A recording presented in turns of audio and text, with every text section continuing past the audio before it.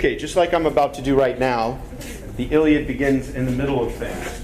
It doesn't begin at the beginning like a fairy tale. It doesn't begin with once upon a time or something like that. It begins right in the middle of the action. And so what I like to do, not only when it comes to style like we did last time, talking about the use of language and the way that Homer uses words in a poetic way that he's allowed to do because of the language that he uses and the grammatical flexibility that it has and all that, I also like to point out aspects of Homeric epic that have to do not with style but with subject matter that are pretty much that occur for the first time. And it's easy for things to occur for the first time when they come from Homer because he's pretty much the first guy that we know of, at least in the West. Okay, don't forget, when we're talking about Epic of Gilgamesh and we're talking about Heliod's creation myth and all kinds of other stories from the rest of the world, they came long before Homer sang his poems. But when we talk about the West, Homer's at the very beginning. He's the fountain of everything else that follows. And so it's interesting to see where a lot of the, like I said, both stylistic and subject matter related elements come from that we take for granted in narratives that we're used to in our own time, right? So one of those is beginning right in the middle of things. Not from the very beginning, but smack dab in the middle of the action. And so the question is, in the middle of what action? Trojan War. So the Trojan War, I told you guys, as we looked at the beginning of the Iliad, we looked at the first words, and notice that its main theme is the anger of Achilles, and we'll get more into that today because we're going to keep up with the Iliad and then segue into the Odyssey for today and maybe into next time as well. We'll see. So we're going right in the midst of the Trojan War, and the Trojan War at the beginning of the Iliad has been going on for 10 years. So it's the 10th and final year of the Trojan War. The war has been going back and forth, back and forth, back and forth between the Greeks and the Trojans for 10 years, and then the events that lead to the end of the Trojan War are those that emerge within the narrative of the Iliad itself. And in that 10th year, this anger that we talked about last time occurs between Achilles and Agamemnon. So hopefully you have a good understanding now of the backdrop leading up to the anger of Achilles toward Agamemnon. It's that Achilles resents having to go from Greece to Troy, and Troy, by the way, on the east coast of what will eventually be the Persian Empire. So think of it as west and east. Greece, right on the coast, and then east. Modern-day Turkey, what was in the ancient world called Asia Minor. So we're literally and symbolically dealing with the Aegean part of the Mediterranean Sea between Greece and what will eventually be the Persian Empire, but at the time was called Asia Minor. Okay, and so you have this anger, even without any incident that spurs it on for Achilles toward Agamemnon, but then something does happen. Okay, and so this is the very beginning of the Iliad, and so what happens is there's a priest who travels by foot along the shore of the sea from Troy to Greece, giving you the idea that it's walking distance. So, it's a long, long, long battlefield, but not so long that you can't walk across from one side to the other. And he does so, and he goes to the Greek camp. His name is Chryses, the Trojan priest of Apollo.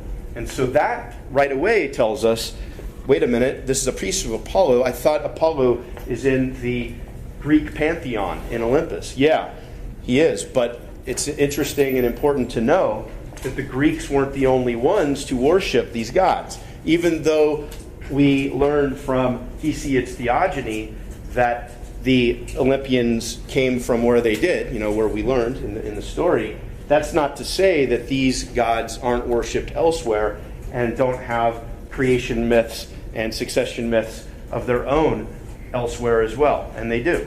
So that seems a little strange because no one ever talks about that. We like to think of the Olympians as particularly Greek gods, specifically Greek gods, but not necessarily.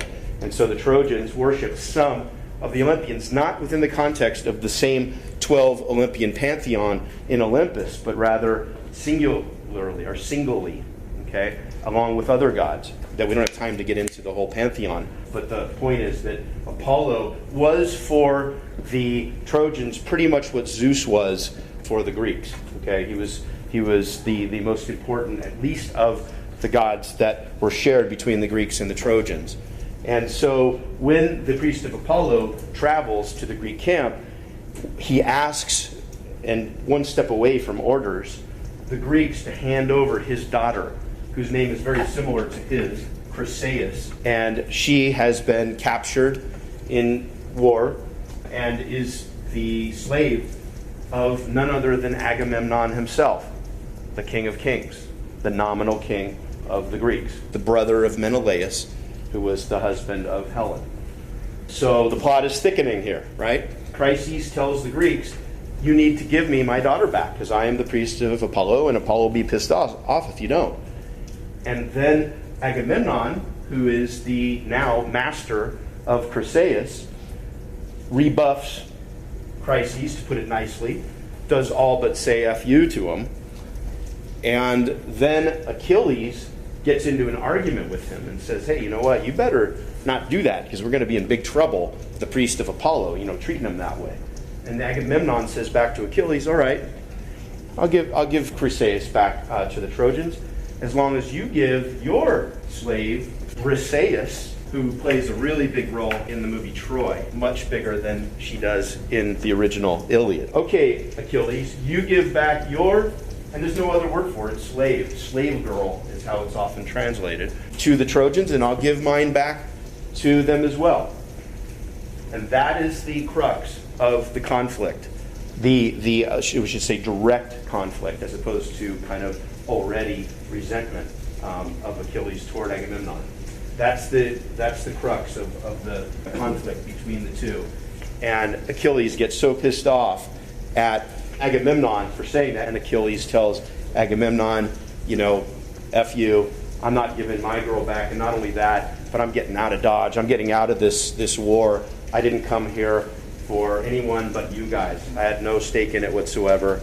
And so I'm taking my own men, and they're called the Myrmidons. I'm taking them aside, and then eventually, when the time is right, we're booking. We're going to sail out of here. That's the cause of the conflict between them, and it leads to Achilles going away from the rest of the Greeks. And this is book 1 out of 24 books, and book really means kind of chapter, but I'll call it books because that's what everybody does, of the Iliad. So in book 1, Achilles does go aside and says, because of the affront to the honor, very big word. Once Achilles goes away from the rest of the Greeks, in book 1, 18 books out of 24 books go by with Achilles MIA, missing in action. And the question is, if Achilles is the main protagonist, and he is by far the main protagonist of the Iliad, how the heck does Homer get away with taking him out of action for 18 out of 24 books? Okay, and the answer is, again, it's kind of a paradox. It's in the books where Achilles is missing that most of the tension occurs in the Iliad. It's this notion that, don't forget, the audience never knows if or when he will ever come back. All they know is they're sitting there listening to a narrative of the Greeks and the Trojans going back and forth in terms of the fate of the war. And then slowly but surely, the momentum is pressing on closer and closer to the Greek ships, to where it looks like the Trojans will end up winning. And all the time that's going on, there's always this question in the air, is Achilles finally going to come back into the fray? Because it was very clear that there's no way the Greeks would have left to go to Troy for the Trojan War, let alone engage them in war in the first place, if they hadn't assumed that they could take for granted that Achilles would be there fighting with them and eventually winning the war almost single-handedly. And again, so how can that possibly be? We already got into that. You need to think of it kind of in mythical terms when it comes to that. Achilles, a hero. He does have a divine mother after all. Okay, so that's the real tension that goes on throughout the entire work, and a lot goes on in the meantime. So there are various scenes that are most famous throughout the ages that we will get into today a little bit, segueing into the Odyssey. But before we do that, let's kind of pull the camera back and talk about the dramatis personae, so to speak, the characters, the names of the characters, the most important characters in the Iliad. Okay, because one of these main characters will be the protagonist for the sequel, which will be the Odyssey. Okay, so we already talked about Achilles, and you should be thinking of these things in the context of the pre-Homeric heroes that we already dealt with. Because a lot of the characteristics of the Homeric heroes will resemble those of heroes we've already dealt with. So Achilles is by far the greatest warrior of the Greeks. And then instead of continuing on with the Greeks, let's go to the most important character of the Trojans by far. Hector is every bit as greater than the other Trojans as Achilles is greater than the other Greeks. Achilles is the greatest warrior of the Greeks. Hector is the greatest warrior of the Trojans.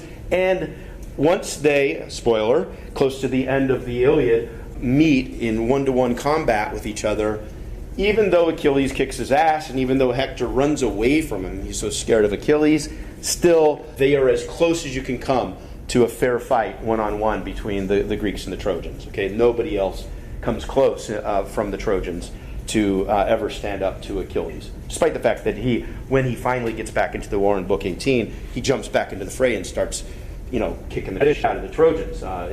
But that's not to say that anybody has the guts to stand up to him one-on-one. Now, Hector is the son of the king of Troy named Priam. And Hector has a brother, Paris, the guy who decided between Aphrodite, Athena, and Hera at the wedding of Peleus and Thetis. And then don't forget Helen, the face that launched 1,000 ships is her nickname because of her pretty much being blamed for the advent of the war. Then you have other characters that are more or less important.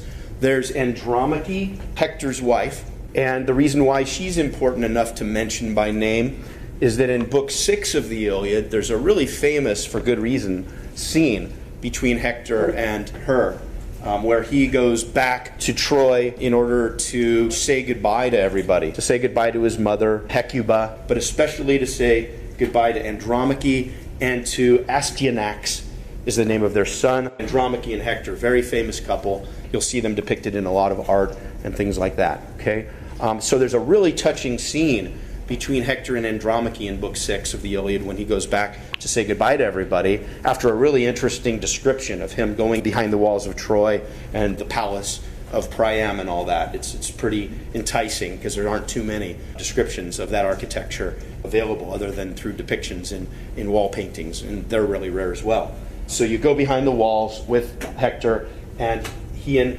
Andromache meet, and Andromache is holding Astyanax, their son. And there's this beautiful scene where Hector, because of the helmet he's still wearing, the crest of it kind of nods down and frightens the little boy, and the little boy is startled and cries. And Hector laughs, but not at the boy, he kind of just laughs, oh, sorry about that, little boy. And he and Andromache exhibit this beautiful mother-father pride for Astyanax that has made a lot of people throughout the ages consider Hector and Andromache maybe to actually be the protagonists of the epic, okay? There's this one guy named Redfield. He wrote a book called The Tragedy of Hector, where he argues throughout this 400-page book that the Iliad is really a story about Hector. And one of the reasons he states for this is that, hey, you notice it's not called the Achilles, it's called the Iliad. That's the region of Ilios, which is where Troy was. Now, why would that be? Why would Hector be considered by these very credible, although I don't know if I necessarily agree with it, but very credible scholars to be the most important character? It has to do with tragedy. A lot of people, including the Greek tragedians themselves, have considered Homer to be the first tragedian, the first to compose tragic narratives, even though you didn't have theater yet when Homer was doing his epics. Achilles as a character, the real psychological and emotional importance of him as a character has to do with him overcoming his selfish anger, as implied at the very beginning of the epic, where it's established that that's the main theme. Okay, so that's a big thing in itself, and he eventually does. He does in Book 18 when he comes back into the war, not because he gives a damn about the Greeks, okay, not because he wants to go and keep the Greeks from being defeated at all, okay? It has to do with something else. So, first of all, why the heck were the Trojans able to almost win the war when he got out of the fray? It wasn't only because they were better warriors than the Greeks without Achilles, it was also because they got help from the Olympians. Okay, so there are two scenes that we need to deal with. One is why it is that the Trojans eventually got an advantage over the Greeks, so that if Achilles hadn't gone back into the fray, they would have certainly won. And then why the heck did Achilles go back into the fray in the first place in Book 18? Okay, so let's deal with each of those, all right? First, there's this scene where after Achilles says to the rest of the Greeks, I'm getting the hell out of here, screw you all, especially Agamemnon, I'm getting away from all you guys. And he does. He takes his myrmidons away, literally, to a separate camp and goes off by himself and cries to his mommy, the sea deity Thetis. He prays to her to come up from the sea and to talk to him. And she does. She goes and meets with him. And he, get ready for this, you guys. When we did Theseus, we talked about Minos. We talked about how the Athenians first portrayed him as a good guy and then as a bad guy, right? Remember that stuff? Okay. We have something similar going on here. There's a book that I did the review for several years ago. It's online if you want to read the review. And this book that I reviewed has to do with portraying the Iliad as a self-help book, more or less. Okay, as a book that is intended to make you feel really good. No, what was the mechanism by which it supposedly did that, according to this author? Just like with Minos, in connection with the Theseus story, is portrayed as a really good guy at first and then a shitty guy. This is the opposite. Achilles at the very beginning of the Iliad is portrayed absolutely negatively and as a little baby, crying, first of all, which in the context of heroic ethics is ridiculous to begin with. And second of all, crying for mommy to come up and do something for him that is disgusting by any account. Anybody in here would agree, okay? And so we'll talk about what that is, and then we'll see what happened later. So that is how Achilles is portrayed at first, as a terrible guy. So the question is, what does he do that is so terrible, and then later, what is it that is so good? And that's what the guy in the book argues, that Achilles starts out as an abominable character and then transcends his limitations and becomes a great guy, an actual legitimate hero. So what does he do? When Thetis comes up from the sea and sits with Achilles, Achilles requests, because of what just happened between him and Agamemnon, for Thetis to go up to Olympus and to petition Zeus to make the Trojans to kick ass on the Greeks, to beat the Greeks, to destroy the Greeks who have come from Greece to the Trojan War, in order, and this is explicitly stated, in order to prove to the Greeks how indispensable he is, Achilles, to their cause. Can't be any worse than that. Okay, so here is this Greek hero, maybe the greatest of the Greek heroes except for Heracles in Greek history / mythology. And he goes and asks mommy to go up to Olympus and ask Zeus to let the Greeks lose the war so that they will understand what a big mistake they made letting Agamemnon do what he did toward Achilles. Okay? And mommy does it. When Zeus said, okay, Thetis, I will do that. I will let the Trojans win this war in order to get back at the Greeks for what they did to Achilles. It's in that moment that Hera witnesses Zeus doing that from a distance with Thetis. It's Thetis that he's with when she witnesses him saying yes, nodding, so Olympus shook, and then goes over to Zeus and says, hey, what's going on? So 18 books of the Iliad go by. Then eventually Achilles is going to get back into the fray, and the question is, why is that? And that's what we're going to move to now. It has to do with the fact that by this time, the Greeks have been suffering so badly against the Trojans that Achilles' best buddy / cousin / maybe lover, nobody knows for sure, Patroclus gets sick and tired of this crap. Okay? Patroclus is the catalyst. Isn't it a good word? Catalyst for getting Achilles to finally realize what a dick he was being. And so Patroclus says, you know what, Achilles? If you're not going to go back into the war and stop this selfish, self-pitying nonsense, I'm going back in. And Achilles says, no, man. Yeah, I'm not going to let you go back in. You're going to be killed in a second, especially if you go fighting against Hector, right? And then Patroclus says, okay, I'll go in. Just let me borrow your armor so I can pretend that I'm you, so I can fool the Trojans into thinking that I'm really you. Okay? And don't worry, I won't fight against Hector. I'll just kick some serious ass and help things go. And that implies that Patroclus is a really great warrior. Okay? Maybe he's counting on some inspiration from Athena. There's no telling, because every once in a while that happens. But on a practical level, it's a little unrealistic, but so what? We're used to that, especially in a mythic context. But Patroclus is allowed by Achilles, and this is different than the movie Troy, by the way, where it was a trick. where he did it behind Achilles' back. In the original, he's given permission by Achilles to go back into the fray in order to help out the Greeks, under the condition that, number one, he wear his armor and disguise who he is so that everybody will think that he's Achilles. And number two, very importantly, that once Patroclus reaches the walls of Troy, and that's very optimistic, but apparently he's going to be pushing back, because of his presence, the Trojans, along with the other Greeks, who will be juiced that Achilles is back. They'll be so enthusiastic because Achilles has supposedly returned that they're planning on the Trojans being pushed all the way back to their walls. Achilles says, as long as you come back to where we are now, get out of the fighting, once the Trojans are pushed back to their own walls, I'll let you do this. And Patroclus lies and says, okay, I will. Or who knows? It doesn't say. Maybe he really does think that he's going to. But the point is, he doesn't. He doesn't, and he makes the big mistake, the unspoken error of going up against the greatest of the Trojan warriors, Hector. And Hector ices him, thinking that he's icing Achilles. And then he pulls the helmet off of supposed Achilles and finds out that it's Patroclus. And in that split second, just like in the movie Troy, which does a really good job. Overall, the movie Troy is pretty good. In that moment, Hector knows, oh shit, I'm screwed. This is it. Yeah, oh boy.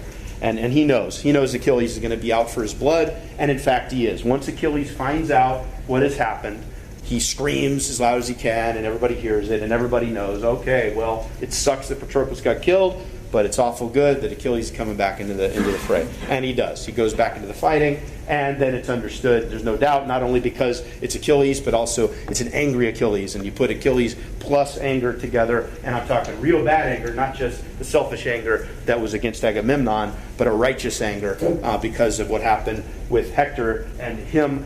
The question is whether he knew that it was Patroclus or not. Didn't matter.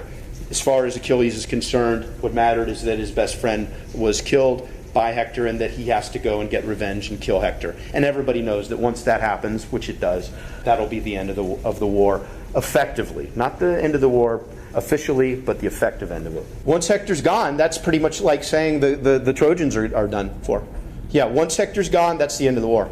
It really, and it's interesting, isn't it? You have thousands and thousands of people fighting. You need to understand this idea of Achilles and Hector being so monolithically important to each of their sides in a mythical context. Okay? It doesn't make sense at all when you're talking thousands of people. Even in the movie Troy, where you had that Thracian dude who was like a giant. Remember that giant guy, that scary-ass looking guy? They did a lot of interesting photography to make him look that much bigger than everybody. But I mean, even then, you don't get the same sense of the mythical impact of what Achilles and Hector meant to each of their sides. It was understood that either of those guys, whichever one is gone from the picture, end of the war. The only way we can justify that notion is by thinking of the mythical aspects of the Iliad more than what would kind of dovetail into semi-historical aspects of it. How is Achilles considered a hero with a straight face?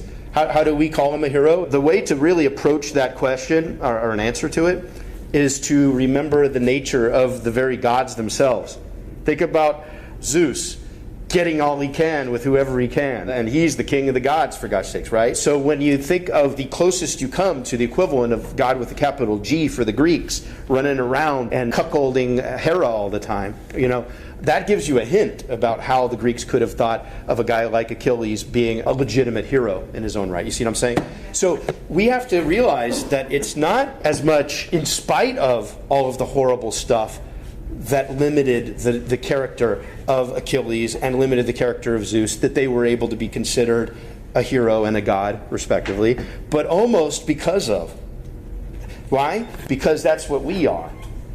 We're imperfect beings. Okay, so the gods and the heroes of the ancient Greeks were created in their image, in the image of imperfect human beings. This is something to understand not only in relation to our own lives and our own sense of our imperfections. If we're religious, in contrast with God with a capital G, who is considered to be as close to perfect, if not perfect, okay, as you can be. But also in pre-Hellenic, pre-Greek societies such as Egypt, where you already had hints toward this idea of God with a capital G. Osiris, Horus were taken a lot more seriously. They didn't show the same kinds of meretricious characteristics of the gods and this and that. They're just thrown out so casually, when you're dealing with a guy like Achilles and Zeus. So the answer has to do with realizing that if it weren't for all of these limitations of the heroes and the gods of the Greeks, they wouldn't have been taken as seriously as models, behavioral models for the ordinary human beings who read these epics. So when you're talking about percentages, most of the things that Achilles does, as portrayed by Homer in the Iliad, are not heroic, are terrible. But it's in those little interstices, in those little breaks, in those little gaps, that every once in a while heroism comes through in Achilles. And it has mainly to do with his performance on the battlefield. He's the greatest of the warriors, and the thing that he does best is not talking in speeches, but in kicking ass. Okay? So it's mainly that. It's mainly his role of getting over his selfish anger and then going and kicking the Trojans' ass. That's his heroism.